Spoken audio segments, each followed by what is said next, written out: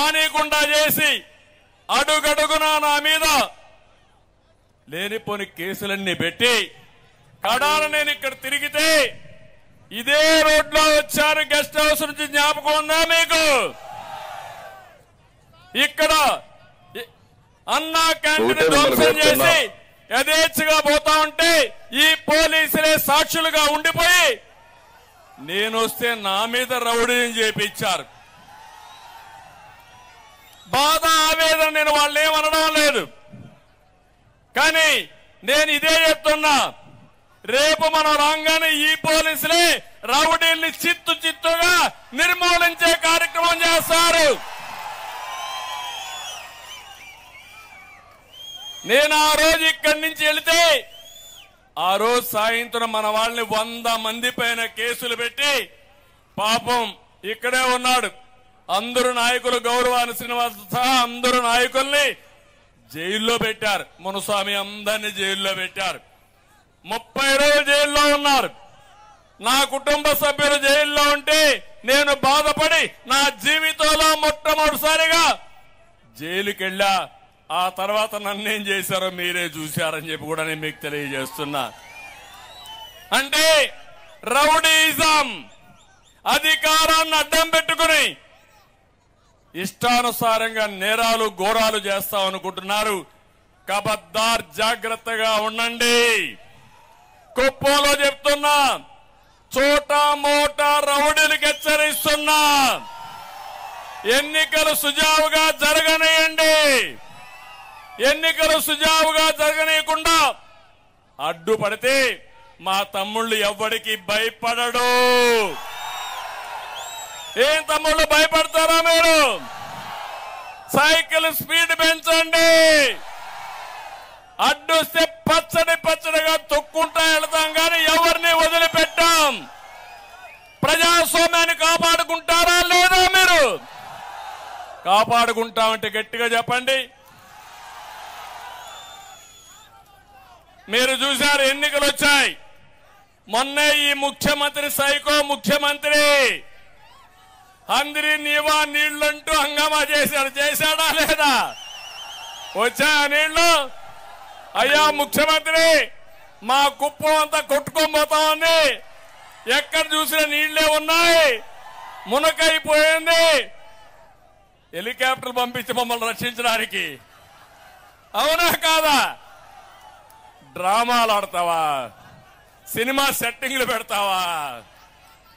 నీళ్లు ఎక్కడి నుంచో తెచ్చారు, గేట్లు ఎక్కడి నుంచి తెచ్చారు, గేట్లు పెట్టారు, నీళ్లు ఎత్తారు. ఈయన వెళ్ళాడు, తెల్లవారితో గేట్లు తీసుకుపోయారు. మన తమ్ముళ్ళు ఆ కాలువలో నీళ్లు లేకపోతే నేరుగా పోయి కాలువలో కూర్చొని జగన్ జలగా రా, ఇక్కడికి మా కుప్పంలో నీళ్లు రాలేదని నిరసన తెలియజేశారు తెలుగుదేశం తమ్ముళ్ళు. సిగ్గుందా నీకు ఇప్పుడు రావడానికి? నియోజకవర్గానికి అర్హత ఉందా రావడానికి? పులివెందులకు నీళ్లు ఇచ్చాను, అవునా కాదా? ఇదే మీటింగ్ లో 100 సార్లు చెప్పాను. 90% అందరి నీవా నేనే పూర్తి చేశాను.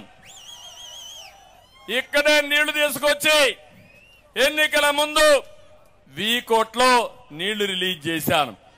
అక్కడి నుంచి కుప్పానికి నీళ్లు తేవాలని దద్దమ్మ చవట్లు. మీరు నన్ను గురించి విమర్శిస్తారా? ఇప్పుడు చెప్తున్నా, నెక్స్ట్ సీజన్ లో కుప్పానికి నీళ్లు తెచ్చే బాధ్యత, అందరి నీవా నీళ్లు వచ్చే బాధ్యత,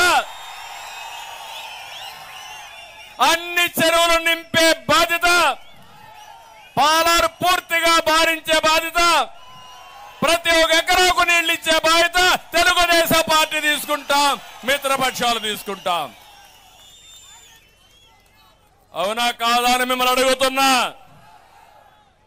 నేను అందుకే మీరు గుర్తుపెట్టుకోవాలి, నోరిప్పితే అబద్ధాలు, ప్రతి ఒక్కటి ఫేక్ న్యూసే, ప్రతి ఒక్కటి మీరు చూస్తున్నారు. నా జీవితంలో ఎలాంటి పనికి మాలినటువంటి రాజకీయ నాయకులను ఎప్పుడూ చూడలేదు. ముఖ్యమంత్రిని ఇది కూడా లేకుండా ఇష్టానుసారంగా మాట్లాడే పరిస్థితికి వచ్చారు. ఇంకో పక్క కుప్పానికి అభివృద్ధి కాదు, నేను అభివృద్ధి కోసం పోరాడానా లేదా? అన్ని పనులు చేశామా లేదా? 5 ఏళ్లు హింసను తెచ్చారు. నేను ఒకటే చెప్తున్నా, ఈ నియోజకవర్గానికి చాలా అన్యాయం జరిగింది, తీరని అన్యాయం జరిగింది. ఎప్పుడూ లేని విధంగా కుప్పంలో హింస, దాడులు, కబ్జాలు, బెదిరింపులు వచ్చాయి. గ్రనైట్ మాఫియా వచ్చింది. నేను మొన్నే చూశాను, అక్కడ పోయినప్పుడు శాంతిపురంలో చూసి కేజీఎఫ్ మారిగా మొత్తం తువ్వేశారు. ఆ రోజు నేను కంప్లైంట్ చేశాను. కంప్లైంట్ చేసి సిగ్గులేని నాయకులు 2 రోజులు గమ్మునుండి మళ్ళీ యథేచ్ఛగా గ్రానైట్ దొంగ వ్యాపారం చేశారంటే నా దగ్గర అన్ని లెక్కలున్నాయి, వడ్డీతో సహా మీ దగ్గర వసూలు చేసే బాధ్యత రేపు తీసుకుంటాం.